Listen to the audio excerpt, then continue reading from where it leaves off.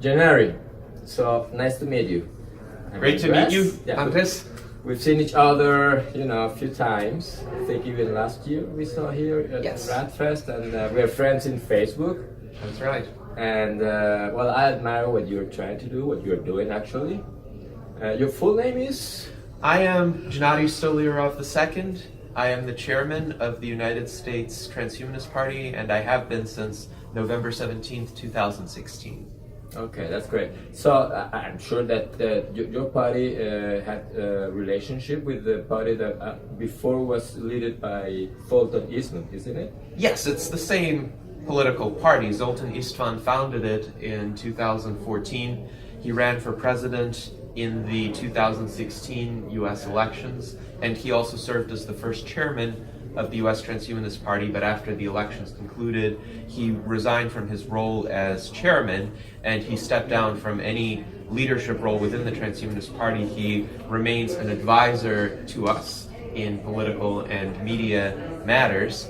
Then he had a campaign with the Libertarian Party for governor of California, which ended during the 2018 primaries. Unfortunately, California has a top 2 system where after the primaries only the candidates who receive the largest 2 vote counts go on to the general election. So Zoltan, I think, may have other ambitions in the future, but for the 2020 Transhumanist Party candidate, we're going to have an open primary where anyone will be able to nominate a candidate for consideration by our members, and we're going to have an electronic ranked preference vote sometime in early 2019. So once we have a decent number of candidates for consideration, they will have perhaps 2 months to campaign, and then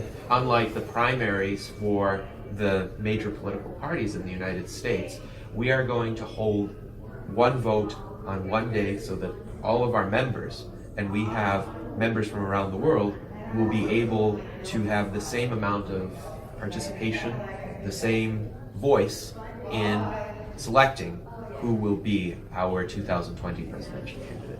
Yeah, that's true. I mean, I've read that you're going through a process where you're inviting people from all around the world to work on that. I was really amazed, surprised about it, because that's the first time I've seen that.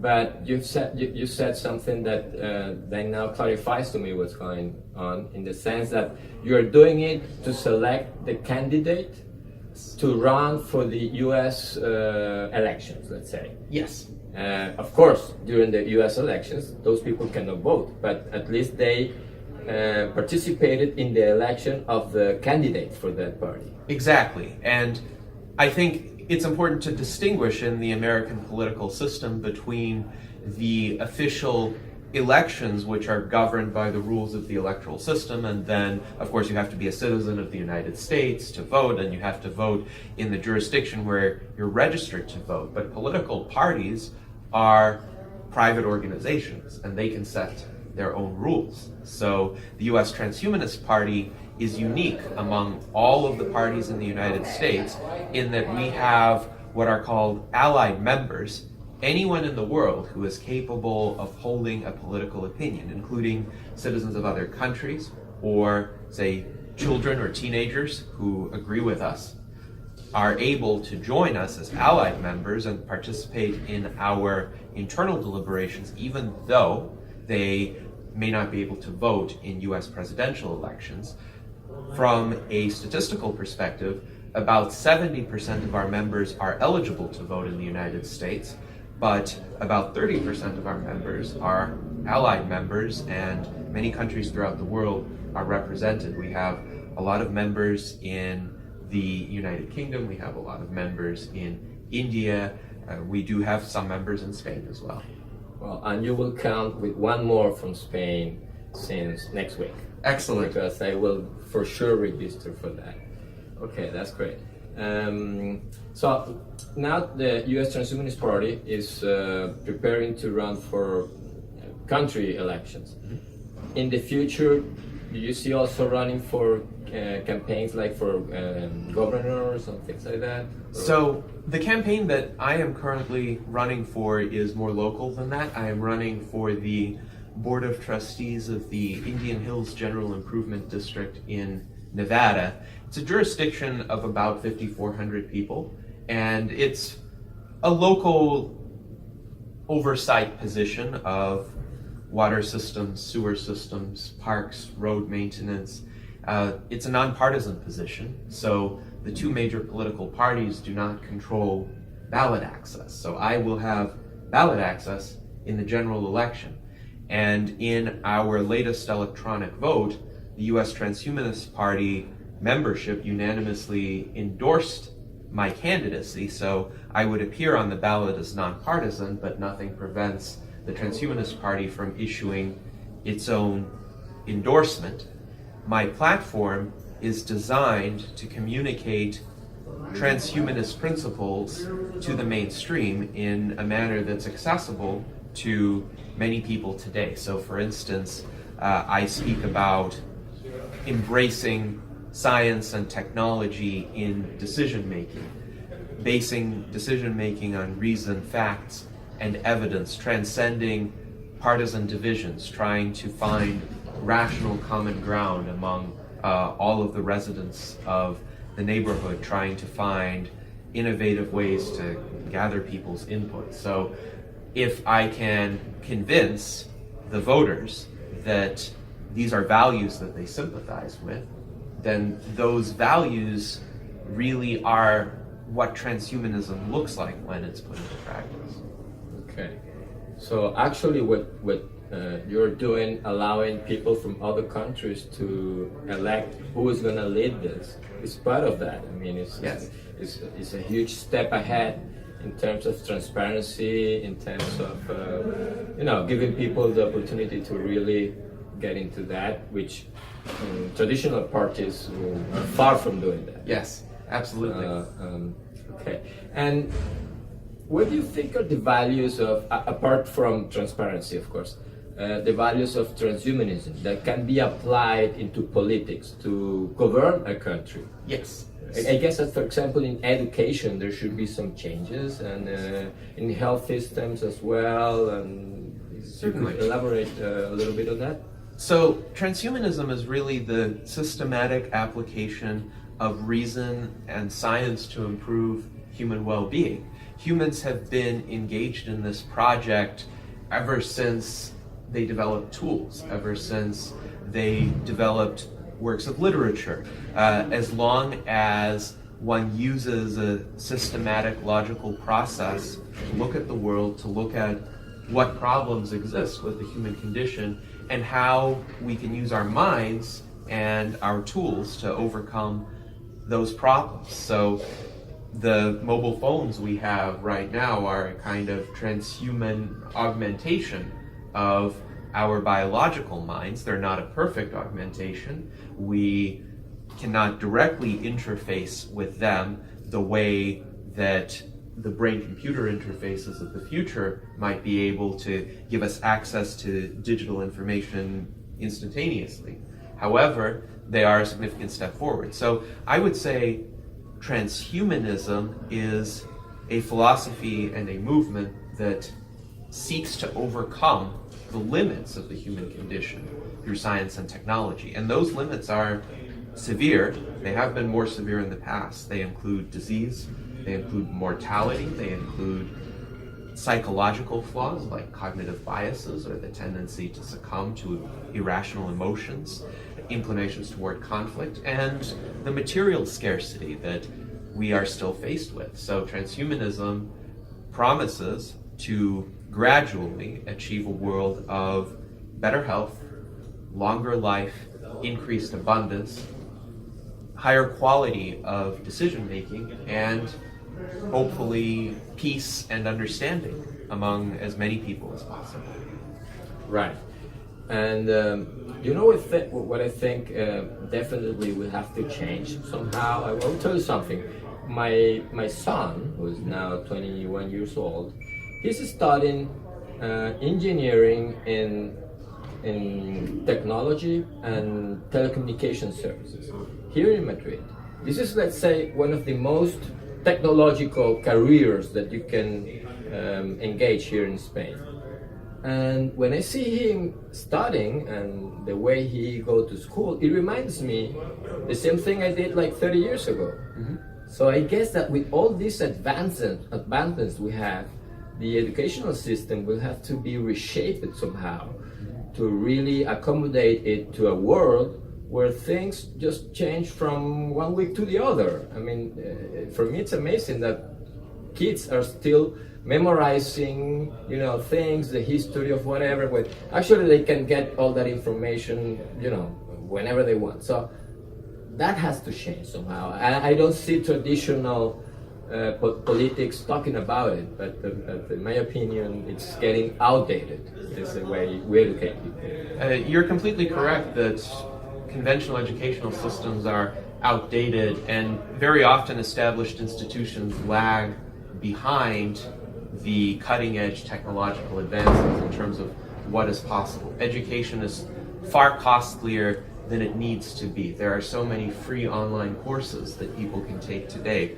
There are so many references that one can find for free online, and yet there are still academic journals that charge universities vast amounts of money in order to enable their students to have a subscription even to content that those publishers didn't create. Other academic researchers created that content. Sometimes they created that content with the assistance of government funding. So the taxpayers paid for that content already, but in order to access it in a cost-effective manner, most people have to be students at the university to benefit from what the university paid the academic publishers. Otherwise, they encounter a paywall. They have to pay, say, $30 a paper, and if they're researchers in an area, they're trying to make a breakthrough, but they're not independently wealthy, it's very hard for them to do.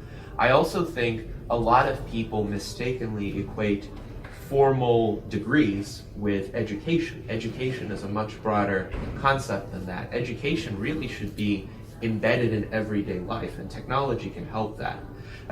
Technology, for instance, can bring about educational games where particular concepts, say in mathematics or science, or computer programming, or art or history, can be communicated in an engaging, entertaining way for people, and people can become more active learners. You could also have modular certifications, say the open badge framework that has been promoted by Mozilla for most of this decade, where you can look at one particular fairly narrow subject area, but you can learn about it, you can take an online test, or you can take an in-person course, and somebody will issue you an open badge to demonstrate that you have earned a certain amount of expertise in this. And then you can combine various badges or modules and have an online resume, essentially, that is compiled on the basis of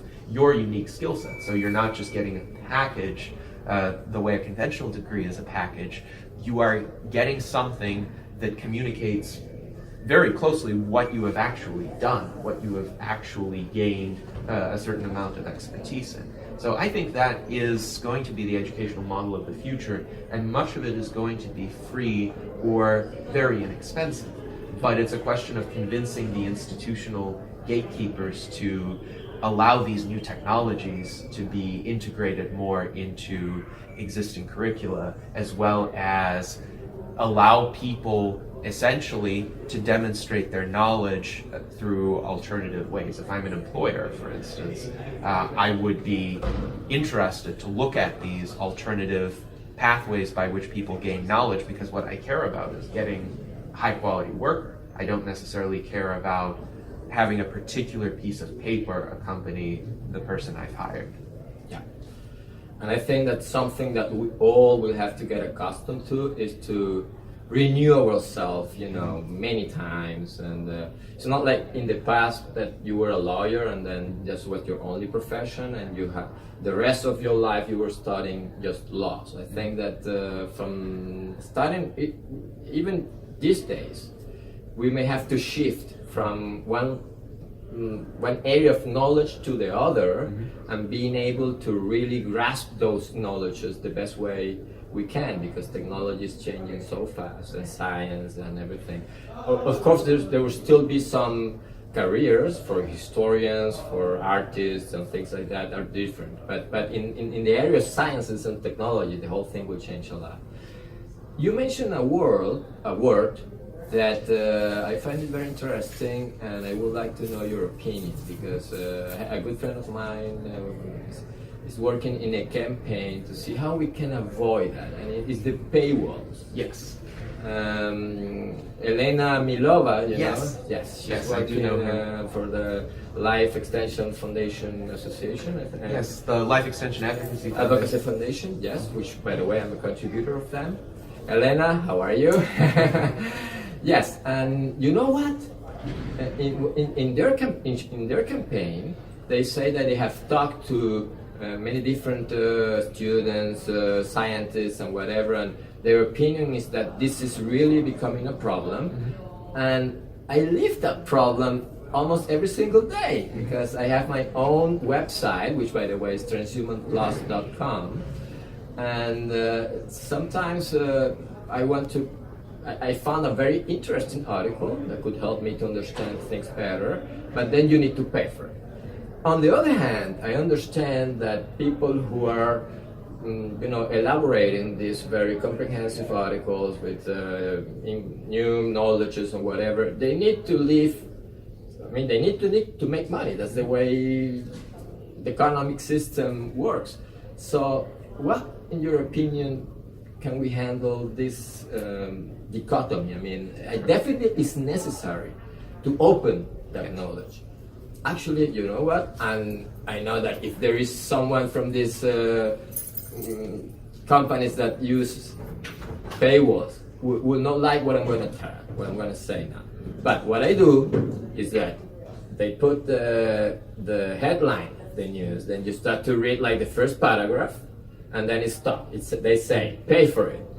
Then what I do is, I get the headline, I put it on Google, and I find the article, perhaps not from this source, but from other sources, for free. So I don't think even it's going to be a very sustainable business model for the future.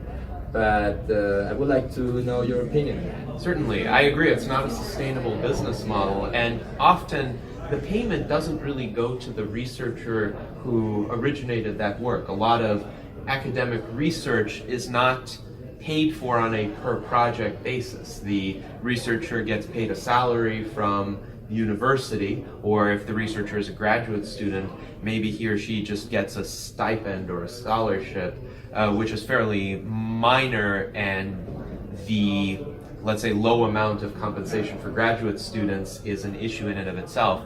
But a lot of the payment for the research paper is actually just kept by the academic journals, and there are a few large for-profit academic journals that have essentially set up the rules of the system in their favor. They are serving as gatekeepers just because, one, they're considered to be the most prestigious, and two, because they have essentially locked universities into these contracts of which the paywalls are an integral component. So to break out of that mindset, I think it's necessary to change the perception of academic publication. A lot of universities, in terms of awarding tenure to faculty members, or even in terms of how they treat their salaried tenured positions, rely on the perceived prestige of the publications where those faculty members' works are featured. So if that perception were to go away, if instead of looking at the prestige of the journal, they were to look at the substance of the actual article or other type of project, that would, I think, be a great improvement. So open source publication and open source peer review, where if you have a protocol where you can publish something online and you get feedback from people in your field, and these people can display their certifications so that if someone makes a comment, you know it's not just some random person out on the internet, it's someone who has also studied this, someone who has a background in the specific subject areas that are germane to that paper. Then maybe the role of the journals as centralized gatekeepers will fade over time. But I think it's a mindset issue too. And I would welcome a change in the approach of university administrators from looking at, well, what is the name recognition of the journal in which someone publishes? What is the impact factor of the journal? And toward just, what is the substance of this work? What is the quality of this work? If you expose it to other individuals who are knowledgeable in that field, what do they think about it? So I think the transhumanist position toward knowledge and education is a lot more substance-oriented. What is this research actually trying to tell us, rather than prestige-oriented or form-oriented, which is what a lot of traditional academic evaluation of work is like. And I would add to that another adjective or another way to describe the transhumanist view of this type of things, and that we are collaborative. I mean, we need to get to what we aspire, as soon as possible, and the better and the easier we share information, we're gonna get there earlier. Yes. And that's a very important thing, because if you keep your information, it was just for yourself and for those few people who can pay for it. It's not the same as really sharing it with bright minds that are all around the world working in the things about how to make us healthier, to extend our lives, to make a better world and things like that. So it's a real shame that we are facing this problem this time. Yes. Open source models of distributing information and collaboration, as you said, are essential. Also, alternatives to traditional copyright, like the Creative Commons license, where an author can say, I'm making my paper available, you can republish it if you attribute me. And sometimes an author can say, I want to restrict the commercial use or not, or I want to restrict the derivative works or not. So there can be a very open-ended Creative Commons license that says, as long as you give me credit, you can do anything else. You can build upon that research. You can develop a product that's based on it. I do think ultimately we stand on the shoulders of giants in terms of our scientific and technological advancement, and we shouldn't cut off that possibility of continuing to build on that foundation through the works of today's researchers. Although, now that you're talking about giants, fortunately, many of them are very in favor of accelerating this whole process. Absolutely. So actually, even sometimes they pay to make those things available to everyone. Right. And that's a very good thing. The Gates Foundation is doing that. For example, yes. And the open sources that you're talking about, I don't remember at this very moment exactly the name, but there is a platform that came out a few weeks ago that they are offering this type of approach. So that would change, that's for sure. But again, I want to say thanks to LIF Foundation, Life Extension Advocacy Foundation, and Elena Milova, who is doing a great work to at least make people aware of what's going on and to think how to get over that problem that is limiting at least the speed and the variety of knowledge that we need to share to really solve what are complex problems and complex things to work out. So that's a great initiative that they're doing. Okay, what if we talk a little bit about transhumanism itself? Okay, because I have to say that in my case, I'm kind of a newcomer in this world. Actually, it was in March of 2017 that I attended a conference where the speaker was José Luis Cordeiro, who is a good friend of mine, that was in Madrid.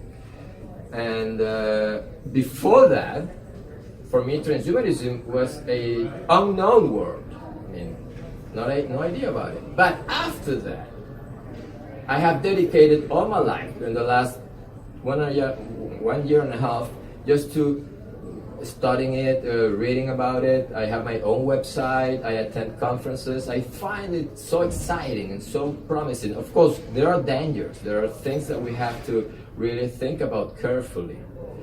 And that's one thing that I would like to hear your opinion. And the point is that, okay, our ideas will allow to use science and technology to overcome limitations that we as humans have. I mean, let's say we get ill, we die at around 78, 80 years old in terms of average in the developed world now. That creates a lot of suffering in the people that are dying, because at that age, basically you die of old age. I mean, any of the illnesses that are related to old age, like Alzheimer, cardiovascular diseases, or diabetes, whatever. I mean, there are many of them. And those produce suffering for the person that is dying and for all their loved ones. Okay, we know that scientists have done marvelous things to overcome that in animal models. And actually, there are already some clinical trials in some procedures, therapies, gene therapy, or, I mean, there are many of them to treat senescent cells, I mean, like senolytics, there are many of them.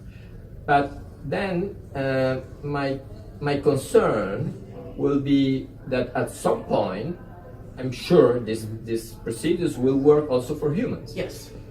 But then we're 7 billion humans in the world. Mm-hmm. And this is not going to be something like we're sleeping in our house, and then the day after we wake up and we all have this marvelous, treatments to pay for them and take them. I know that we usually make analogies like the cellular phone that at the beginning were very expensive, and that's true. I mean, I remember when I bought my first cellular phone, it was like back in 1995, 96. I bought this Motorola this size. They call it, in Spanish it's ladrillo, like a brick, And it's true. I mean, at that time, those who have cellular phones, they have an advantage because they were in a meeting or whatever, they can communicate with others and things like that. But what we are talking about is much more profound. So how are we going to deal in that transition? Because I have no doubt that, let's say, 40 years from now, when these things become available to most of the population, by the way, not for everyone, because not everyone wants to get these things. It will always be an individual choice. Yeah, it will be an individual choice, that's important. But there is a period, inevitably, in my view, perhaps it's different, that it will be available just for, let's say, wealthy people. There's only one caveat to that it may mean such a big saving for the social security systems that perhaps the governments will be incentivized to subsidize this type of therapies. That's the only thing I've heard, that may counter the problem that we will face during the transition. So I would like to hear to you what your opinion on that. So certainly there are a few possibilities as to how the deployment of effective rejuvenation treatments could unfold. One possibility is, yes, the very first generation of treatments might be extremely expensive and available to only a select few, perhaps, participants in clinical trials who have to pay hundreds of thousands of dollars per treatment. But if the treatments are demonstrated to be effective, all of a sudden, the entire awareness of the society about this possibility of radical life extension will be activated. So now, for instance, a lot of money is donated by ordinary people to research on cancer and heart disease, and there are so many fundraising events, big and small, throughout the world. We don't yet have that for age reversal or rejuvenation types of treatments, but if actual effective restoration of biological youthfulness is achieved, I think the world will start paying attention like that. And massive amounts of funding will flow in to accelerate the mass production and cost-effective deployment of these treatments. So, as Ray Kurzweil points out in his analysis of the history of how technological advances spread, the earlier technological advances, say the automobile or the telephone or access to electricity, took several decades to spread to the majority of the population. Later technological advances like cell phones and the internet took only several years in countries with more developed infrastructure. There's always going to be some lag for some segments of the population. As is the case today, life expectancy is not even across all countries, and we wouldn't want it to be even because that means no progress is made in pushing outward the frontiers of life expectancy. But what we are seeing is massive improvement in life expectancy, including in the poorest regions of the world. Say in sub-Saharan Africa, in many countries, life expectancy for the average person has now entered the late 50s or early 60s, whereas a generation ago it was in the 30s or 40s. So ultimately, the poorest people, the least advantaged people, are still going to be the beneficiaries of these advanced technologies. And if I could wave a magic wand and say, the moment such a treatment is developed, it should be effortlessly, instantaneously available to everyone, I would do that. That's not the practical reality. But the practical reality is, if we push the frontiers of progress forward, then ultimately those benefits will accrue to everybody in the world. That's more or less what I think about it, so we agree on that. Excellent. That's great. In all the set of new emerging technologies that are coming out and that companies are working on, in your view, to make a better world? So I would say one technology that promises to make a dramatically better world within the next 5 years is that of autonomous vehicles. So we already have quite a few semi-autonomous vehicles on the road with driver assistance features or so-called autopilot features, which are able to operate the vehicle without driver intervention in most circumstances, though a driver still has to be alert and take control of the vehicle in unusual situations. Those features are already saving thousands of lives, and once full vehicular autonomy is available, 40,000 people in the United States will not have to die every year of automobile accidents. And it's about 2 million people in the world. Because most automobile accidents are the result of human error. So if you have narrow artificial intelligence that is able to operate a vehicle better than a human being can, that will save many lives. That will add time. Right now, one of the barriers that we have to technological progress is, despite the abundance of information and the accessibility of information through our external augmentations, our mobile phones, our brains are still limited in the rate at which they can process and integrate information. That's the bottleneck caused by information overload. And until we have actual direct brain-computer interfaces, which are probably farther away, maybe a decade or 2 decades away, we're going to need to find ways to process this information efficiently and creatively. Time, I think, is a crucial ingredient to that. So let's say somebody spends 2 hours per day in car traffic, and right now they have to be alert in order to avoid a deadly accident. But what if they're in an autonomous vehicle? They can read, they can catch up on recent developments, they can educate themselves, they can have a much higher quality of life. So I think that's one area in which we are going to see major improvements soon. Another area is in emerging treatments for certain specific diseases. Immunotherapy, for instance, for cancers is a growing field.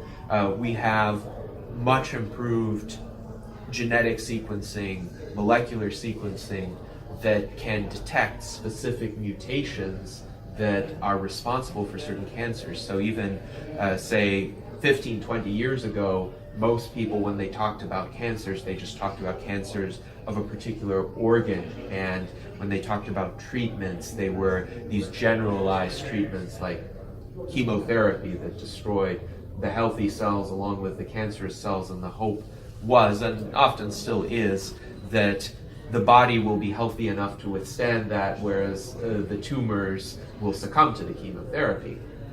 Targeted treatments that aim to destroy just the cells with those cancerous mutations, I think will be able to save a lot of lives, and have saved some lives already. Jimmy Carter, for instance, is alive today because of immunotherapy that essentially successfully treated the brain tumor that would have killed him otherwise.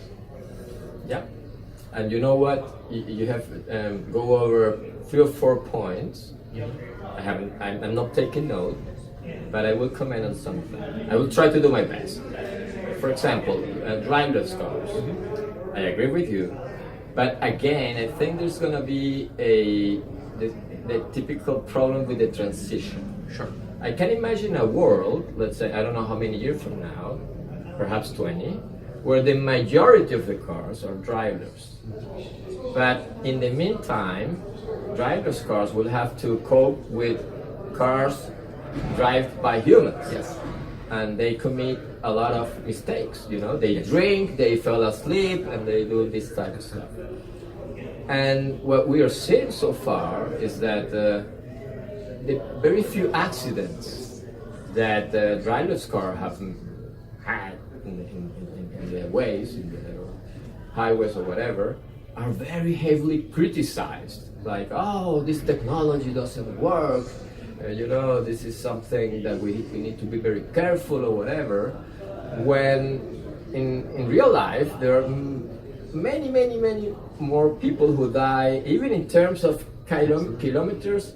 I don't know how to say that in English well, but you know, the number of kilometers that have been run by driverless cars and the number of accidents they have provoked, vis-a-vis, in the case of real or normal cars, driverless cars already are doing better.